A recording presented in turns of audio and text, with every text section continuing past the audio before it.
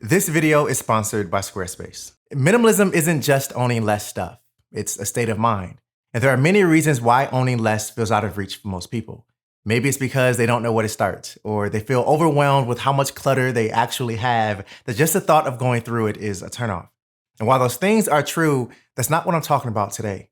Instead, I want to focus more on some of the internal battles we're fighting when it comes to owning less. Here are 10 reasons owning less feels out of reach. Reason number 1, holding on to potential. Many people attach themselves to what an item could be or how they hope to use it one day. Think about knickknacks or decor you've tucked away and told yourself that I may take it out and use it one day.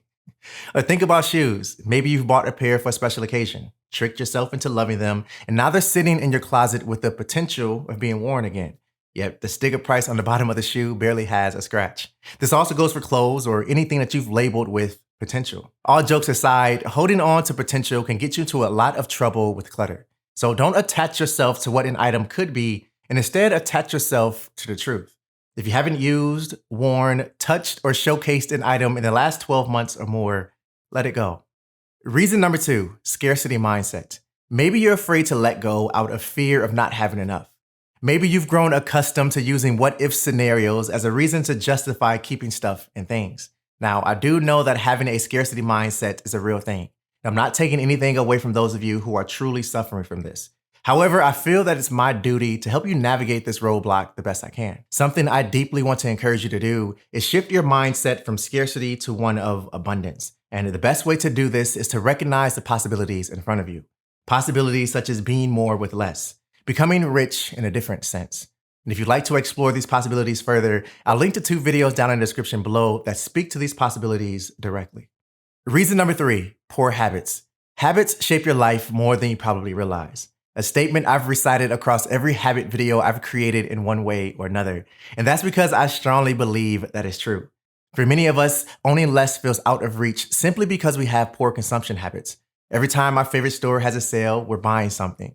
We window shop out of boredom, but we never leave empty-handed. And our debit cards are best friends with Amazon, and Prime Day is saved on our calendar every year. See, it's impossible to own less if you have so many new things coming in. So do yourself and your wallet a favor and adjust your habits.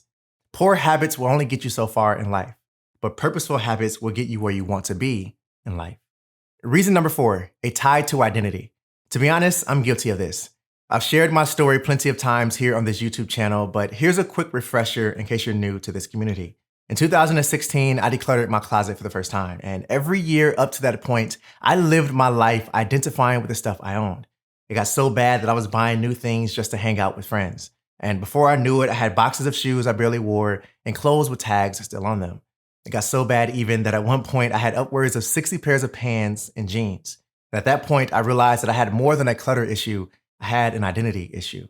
So I set out on this quest to reinvent myself, to challenge my thinking and how I viewed the importance of stuff. Now, I shared this with you to show you that I get it. I've been there. I know how hard it is to let go when you feel like you'll be letting go of a piece of you. But I also know that life is so much better on the other side of clutter, on the side that we call clarity. And when you can untie yourself from your things, surprisingly enough, you'll actually find your true identity. Reason number 5, comparison. Comparison in a lot of ways is the single biggest reason preventing people from getting started with decluttering and owning less. Many believe that owning less is out of reach because of how minimalism is portrayed online and in social media. However, I like to be the first to tell you that owning less is more within reach than you think. The key is staying true to you, knowing what's important to you, and developing habits that support what you value. If you need or want additional assistance, I created an extended decluttering checklist that will guide you through decluttering, celebrating your wins, self-reflection, and a whole lot more. I'll leave a link to my online store down below so you can check it out. Also, I'd like to take a quick moment to thank today's video sponsor, Squarespace. Squarespace in a lot of ways have led the march in me starting my business and creating content. I've been using their platform since 2016, and now they're a supporter of this channel, and that's something I'm grateful for. If you don't know, Squarespace is an all-in-one platform that helps you build a beautiful online presence. You can blog, sell your product or service, or use it as a portfolio to showcase your work. So if you have a business or are looking to start a business, I can't recommend them enough. Check out Squarespace by going to squarespace.com, and then when you're ready to launch, go to squarespace.com/RonaldLBanks and save 10% on your first purchase of a website or domain. Reason number 6, decision fatigue.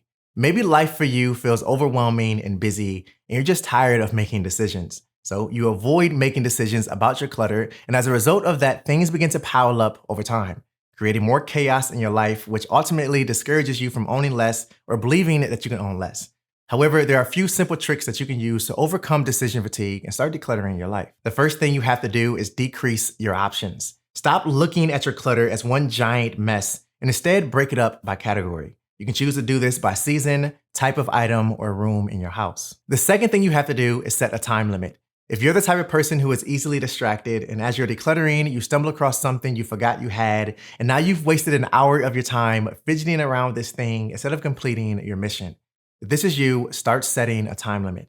This will not only force you to stay focused on a task at hand, but it will also encourage you to make more sound decisions that will actually move the needle towards you owning less. Lastly, I've always found it best to follow a routine. Similar to working out, brushing your teeth, eating breakfast, or making coffee, you want decluttering to become second nature, a habit, if you will, that is not going to require much thinking or decision making, just doing. Reason number 7, lack of self-belief. On day 1 of my minimalist journey, I was very doubtful. I had a hard time believing that owning less was something I could commit to. But I told myself that if I don't try, I'll never know for sure. Far too often, we move through life second-guessing and cutting ourselves short because we're simply not trying. And this is where self-belief will either propel you forward or hold you back. With anything in life, actually, not just pertaining to how much stuff you own. So to make owning less feel more within reach, you have to believe that owning less is within reach for you. And to do that, there's a 4-step process that I follow and coach people through when talking about going from clutter to clarity. And those 4 steps are identify, let go, rebuild, and reposition. Now, without giving away all of the goods, I strongly believe that when you can identify the clutter pain points and hurdles in your life, that alone will boost your confidence and help you believe that owning less is possible for you. Reason number 8, unresolved emotions and physical hangups. Emotional clutter and sentimental items are tough battles to fight without the proper tactics. In no way should you feel pressured to let go when you're not emotionally ready. But the question then becomes, how do you become emotionally ready? I already put together a guide to decluttering sentimental items that I'll link to below. However, here's a bonus for you in this conversation.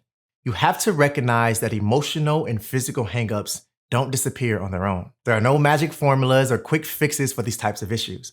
The only way to work through them and effectively let go is to intentionally work on them. Face your fears, talk through your emotions, but also give yourself some grace because none of us are perfect. Reason number 9, but we have the space for it. Having space doesn't mean you have to fill it. And keeping an item you don't need is a telltale sign that it's time to get rid of it. So loosen your grip and let go a little bit. I promise your home won't feel empty, nor will your life. So good riddance with the excuses. It's time to move on. Your stuff does not define you. Remember, you must give purpose to it. Okay, I swear I wasn't planning for this to sound like a poem, but I couldn't help myself. I hope you enjoyed it though. But in all seriousness, how much space you have available should not dictate how much stuff you own. Just because you have the space doesn't mean you have to fill it. Reason number 10, but it's in good condition. Owning less probably feels out of reach for you because you keep clinging to the excuse that an item is in good condition. And that very well may be true, but just because an item is in good condition doesn't mean you have to hold on to it, especially if you aren't using it. If it's truly in good condition, the way you say it is, then give it to someone who can use it, will use it, and will be happy to have it. At the end of the day, that thing is not serving a purpose by sitting on the shelf in your closet. Your garage is not going to miss it when it's gone, and your heart will beat tomorrow despite your head telling you that letting this go is killing you. Keep growing, keep learning, and always stay true to you. I'll see you in the next one. Peace.